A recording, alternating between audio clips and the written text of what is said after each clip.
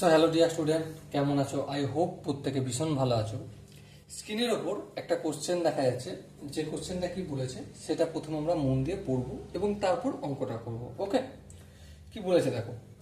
যে অনুপাতে প্রতি কেজি 14 টাকা দামের চায়ের সঙ্গে প্রতি কেজি 18 টাকা দামের চা মিশ্রিত করলে মিশ্রিত চায়ের মূল্য 17 টাকা হয়, তা হবে।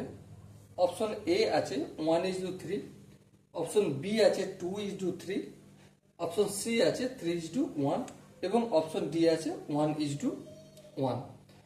সো মাই ডিয়ার ওয়াটসন, এই চারটে অপশনের মধ্যে কোন অপশনটা সঠিক হবে সেটা আমাকে এখন খুঁজে বের করতে হবে। ওকে, চলো। দু প্রকার চা। হ্যাঁ, প্রথম প্রকার চা সাপোজ আমি মনে করছি এক্স কেজি নেওয়া হলো, ঠিক আছে। আর দ্বিতীয় প্রকার চা সাপোজ মনে করছি ওয়াই কেজি নেওয়া হলো। বেশ, তাহলে আলটিমেট আমাকে কি বের করতে হবে? এক্স ইজ টু ওয়াই মিশ্রণ কত হবে সেটা আমাকে বের করতে হবে, ঠিক আছে। তাহলে এক্স কেজি চা নিয়েছি প্রথম প্রকার, যার দাম কত? 14 টাকা কেজি।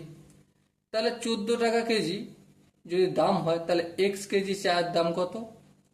14x টাকা। বেশ, একইভাবে দ্বিতীয় প্রকার চায়ের দাম হচ্ছে 1 কেজিতে 18 টাকা, তাহলে ওয়াই কেজিতে দাম কত? 18y টাকা। ওকে, বুঝে গেল। এবার দেখো, এবার যে দুটো প্রকার চা মিশ্রিত করছি না, সেটার দাম কত? এক্স প্লাস ওয়াই কেজি চা আমি মিশ্রণ করছি, সেটার দাম কত? 17 টাকা করে কেজি। তাহলে 1 কেজি চায়ের মিশ্র চায়ের দাম 17 টাকা। তাহলে এক্স প্লাস ওয়াই কেজি চায়ের দাম কত?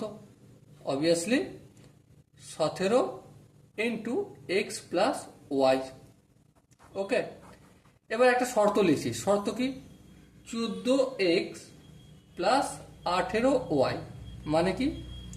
এক্স কেজি চা যেটা 14 টাকা করে দাম, তাহলে টোটাল দাম কত? 14x প্লাস ওয়াই কেজি চা যেটার দাম 18 টাকা করে কেজি, টোটাল দাম 18y ইকুয়াল টু কত? 17 ইন্টু এক্স প্লাস ওয়াই। বলো, এই যে ইকুয়েশনটা লিখলাম, এই ইকুয়েশনটা কি বোঝা গেছে? যদি না বোঝা যায় তাহলে আরো একবার রিপিট করে তোমাদের বলি। দেখো, আমরা দুটো প্রকার চাকে মিশ্র করছি। একটা হচ্ছে প্রথম প্রকার চায়ের মোট দাম কত? 14x। আর দ্বিতীয় প্রকার চায়ের মোট দাম কত?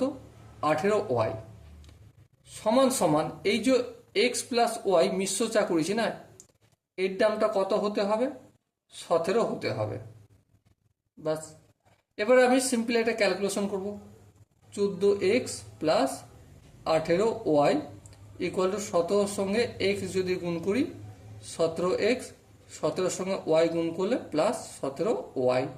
বেশ, সো এখানে যেমন 18y রয়েছে তেমন থাকলো, আর এই 17y সমান ডান দিক থেকে বাম দিকে আসলে -17y। হ্যাঁ, ঠিক বুঝে গেল এই জায়গাটা।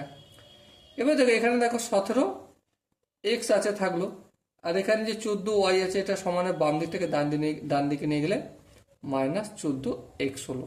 বেশ, সো দেখো এখানটা দেখো 18y থেকে 17y যদি বিয়োগ করি শুধু y বাঁচবে, আর 17x থেকে যদি 14x বিয়োগ করি কত হবে? 3x হবে। বেশ, আচ্ছা, y এর সঙ্গে কিছু নেই মানে কি আছে? 1 গুণ আছে, তাহলে 1 রাখলাম, আর x বাই ওয়াই করলাম, এক্স এর নিচে ওয়াইটা আনলাম, গুণ থেকে ভাগ হলো। আর এক্স এর সঙ্গে 3টা কি ছিল? অবভিয়াসলি গুণের আকারে, অপোজিট দিকে আসলে ভাগ হয়ে যাবে। তাহলে প্রথম প্রকার আর দ্বিতীয় প্রকার চার অনুপাত কত হলো? X is to Y equal to 1:3।